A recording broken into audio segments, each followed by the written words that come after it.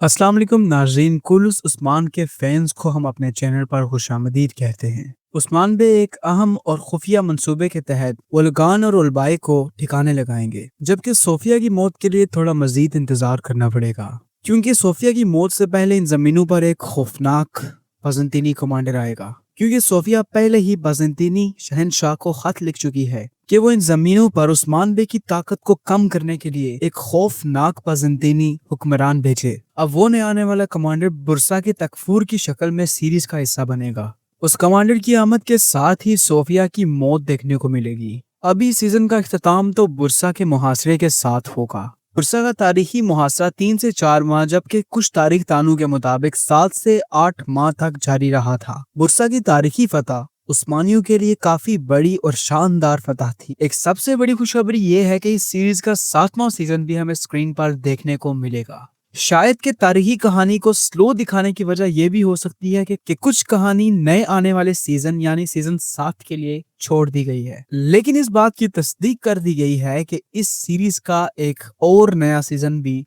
Screen पर आएगा। और इसके बाद ओरहान बे की जिंदगी पर एक बहुत बड़ी सीरीज बनेगी, जिसमें ओरहान बे की जिंदगी और सल्तनत उस्मानिया का वो शानदार दौर दिखाया जाएगा। सीरीज की कहानी पहली बार इतनी मायूस कुन दिखाई जा रही है।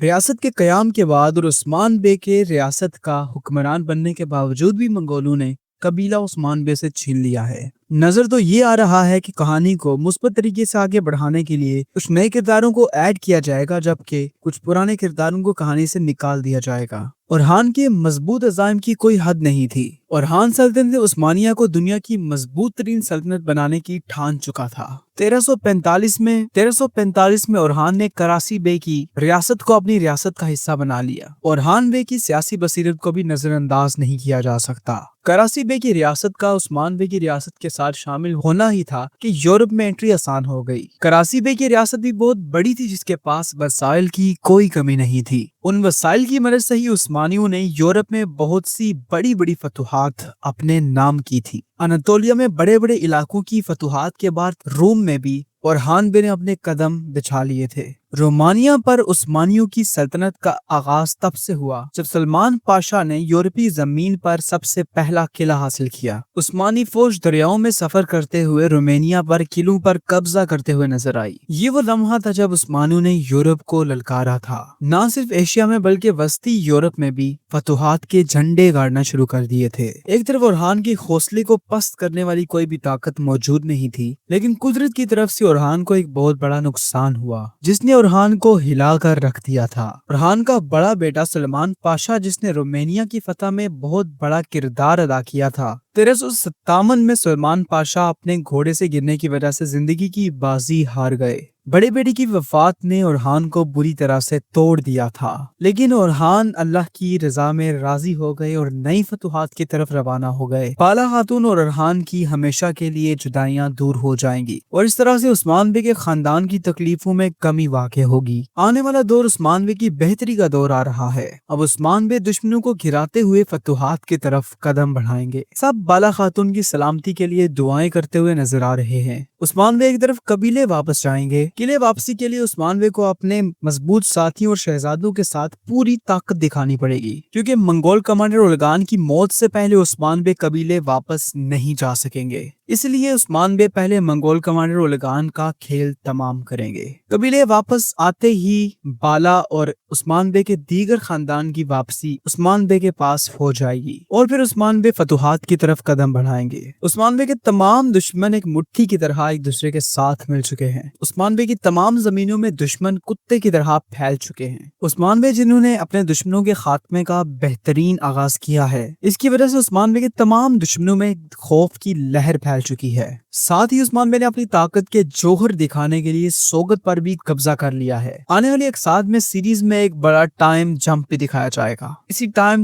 टाइम जंप के दौरान ओरहान और अलाउद्दीन के बच्चों को सीरीज का हिस्सा बनाया जाएगा। साथ ही साथ होलोफिरा इस्लाम कबूल कर लेगी और उसका नाम होलोफिरा से नीलोफर खातून रख दिया जाएगा। सीरीज में तारीखी गलतियों की इस्लाह के बाद अब तारीखी वाकयात को बिल्कुल तारीख के मुताबिक दिखाया जा रहा है। तारीख के मुताबिक ही सीरीज को चलाने के लिए बहुत से फर्जी किरदारों और फर्जी कैरेक्टर्स का खात्मा किया जा रहा है। आने वाले दौर में सीरीज में तुर्क सरदार की भी एंट्री होगी और दरमियान कबीले के सरदार को भी सीरीज का हिस्सा बनाया जाएगा।